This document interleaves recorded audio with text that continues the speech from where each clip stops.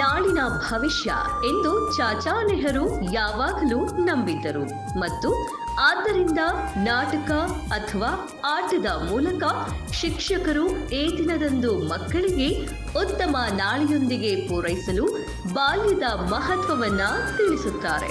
ಹಲವಾರು NGOಗಳು ಈ ದಿನವನ್ನ ಅವಕಾಶ ವಂಚಿತ ಮಕ್ಕಳಿಗೆ ಸಹಾಯ ಹಸ್ತ ಚಾಚುವ ಅವಕಾಶವನ್ನಾಗಿ ತೆಗೆದುಕೊಳ್ಳುತ್ತವೆ. ಅವರು ಹಿಂದುಳಿದ ಮಕ್ಕಳಿಗಾಗಿ ಹಲವಾರು ಕಾರ್ಯಕ್ರಮಗಳನ್ನು ಸಹ ಆಯೋಜಿಸುತ್ತಾರೆ. ಸಾಮಾನ್ಯವಾಗಿ ಜನರು ಪುಸ್ತಕಗಳು, ಆಹಾರ, ಚಾಕೊಲೇಟ್ಗಳು, ಆಟಿಕೆಗಳು ಮತ್ತು ಇತರ ಅಗತ್ಯ ವಸ್ತುಗಳನ್ನು ಮಕ್ಕಳಿಗೆ ವಿತರಿಸುತ್ತಾರೆ. ಅಲ್ಲದೆ ಅವರು ಅನಾಥಾಶ್ರಮಗಳಿಗೆ ಸಾಂಸ್ಕೃತಿಕ ಕಾರ್ಯಕ್ರಮಗಳನ್ನು ಆಯೋಜಿಸುತ್ತಾರೆ.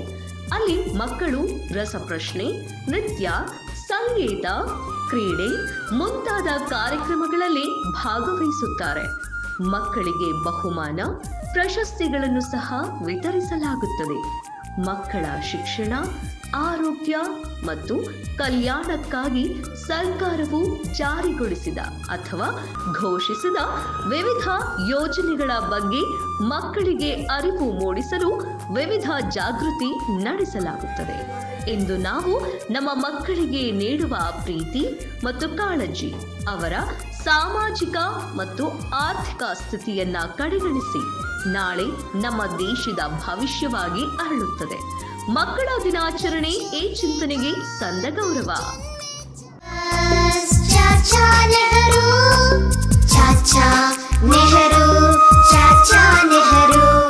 ನಾವು ಪ್ರತಿ ವರ್ಷ ನವೆಂಬರ್ 14ರಂದು ಭಾರತದಲ್ಲಿ ಮಕ್ಕಳ ದಿನವನ್ನ ಆಚರಿಸುತ್ತೇವೆ.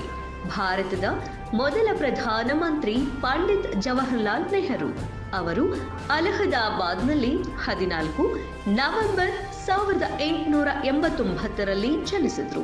ಚಾಚಾ ನೆಹರು ಎಂದೇ ಖ್ಯಾತರಾಗಿದ್ದ ಜವಾಹರ್ಲಾಲ್ ನೆಹರು ಅವರಿಗೆ ಮಕ್ಕಳೆಂದರೆ ತುಂಬಾ ಇಷ್ಟ.